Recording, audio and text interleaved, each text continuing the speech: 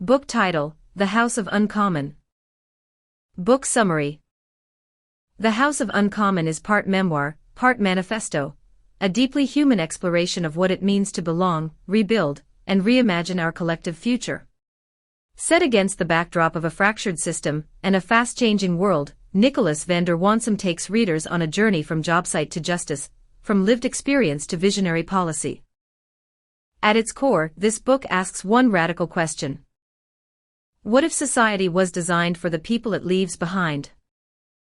Through stories, sketches, and systems thinking, The House of Uncommon proposes a new architecture for modern life, one where education is open, taxation is fair, and dignity is designed into every step. Drawing inspiration from both carpentry and citizenship, Nicholas lays down blueprints for a future that includes everyone, not just those with titles, wealth, or status. This is not just a policy book. It's a builder's notebook for nationhood, written by someone who never planned to write a book at all, but couldn't ignore what needed to be said. For anyone who has ever felt out of place, underheard, or overburdened by bureaucracy, The House of Uncommon offers both a mirror and a map. TOC located at the end of this thread. Part 1: The Theater of Power. Chapter 1: Laughter in the House. The cameras always make the chamber look larger than it is. From the public gallery, it's barely the size of a school gymnasium, green benches arranged like two opposing trenches, the air thick with the scent of paper, coffee, and tension. The speaker sits high at the center, black robes, powdered wig, gavel ready. On television, the effect is dignified; in person, it feels more like a stage. The session begins with ritual. Members rise, call out, "Mr. Speaker," as if invoking an incantation, and take turns performing outrage or defense. Each line lands to practiced applause or jeers from their own benches. The script never changes: accusation, denial, counteraccusation, procedural delay. When one member stumbles over figures in a budget report, hundreds of millions spent, millions missing, the speaker chuckles. Laughter ripples through the room. From the gallery, a few visitors shift uncomfortably. They've come from small towns or suburban ridings, expecting gravity. Instead they find levity. Somewhere outside these walls, that unaccounted spending might mean a delayed hospital wing, a cancelled housing program, a cut scholarship.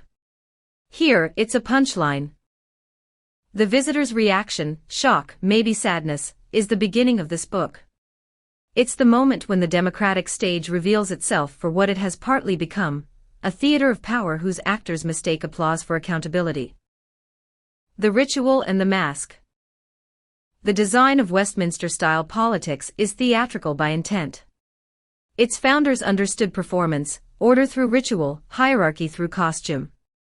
The mace, the wigs, the titles, right honorable, order, were meant to civilize conflict. In the 17th century, that formality separated debate from duel. But over centuries, the ritual hardened. The mask became the face. Political scientists describe the chamber as a competitive performance arena. Behavior inside it follows rules of dramaturgy: a script, the agenda, an audience, the media, and characters defined by opposition. The incentive is not cooperation but spectacle. Success is measured in headlines, not harmony. That's why laughter, jeers, and applause aren't slips, they're signals. They tell party members where the tribe stands. They tell cameras when to cut. The speaker's humor is part of the choreography, the safety valve that keeps a day's worth of hostility from exploding. Within the chamber, it reads as control; outside it, as cruelty. Empathy lost in translation. To citizens, the laughter sounds heartless. To politicians, it sounds routine. This is the gap that defines modern politics, the difference between what behavior means inside and how it looks outside. Psychologists call this situational drift. Within closed systems, norms evolve until abnormality feels ordinary. A surgeon cracks jokes during a tense operation; a firefighter eats lunch beside the ashes of a home. It's not callousness but conditioning. Yet in politics, that same detachment erodes trust, because the victims of failure are still alive to watch the show. The people in that chamber are not monsters, they are professionals caught in a loop of incentives that punish sincerity. Show anger too early and you look weak. Show compassion too late and you look manipulative. The safest posture is ironic distance, so they laugh. From deliberation to performance. Political historian Bernard Crick once wrote that democracy is government by discussion. But in many parliaments, discussion has been replaced by display. MPs now speak less to persuade colleagues than to generate viral clips. Soundbites replace substance because attention, not argument, has become the scarce resource. The speaker's chair, elevated like a conductor's podium, was designed to moderate. But modern technology reassigns the audience. Every phone in the chamber is a camera, every line a potential meme. Governance becomes content. Sociologist Irving Goffman, who studied human interaction as performance, might have recognized question period as a masterclass in front-stage behavior, the polished, public persona that conceals backstage doubt. The laughter, the jeers, the winks, they are all cues in a centuries-old play whose audience no longer claps for the same reasons. Why citizens feel betrayed. When ordinary people watch and feel revulsion, they're not overreacting, they're witnessing the erosion of ethical empathy. Governance should mirror the governed, instead, it reflects its own reflection. Citizens crave authenticity, but the structure rewards artifice. Over time, that dissonance breeds cynicism, and cynicism is the slow rot of democracy. A recent OECD survey found that in many advanced democracies, fewer than half of citizens trust their legislatures to act in the public interest. In Canada, trust hovers around 45%. Each scandal, each televised smirk, widens that fissure. When trust collapses, participation follows. When participation falls, accountability dissolves. The tragedy is cyclical. Detachment breeds apathy, which breeds further detachment. What the laughter reveals.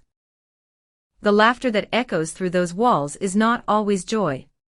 Sometimes it's nervousness, sometimes fatigue. But symbolically, it's the sound of distance, between intention and impact, between the public and its representatives.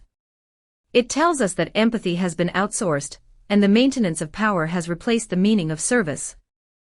The purpose of this book is not to condemn individuals, but to examine the systemic theater that shapes their behavior.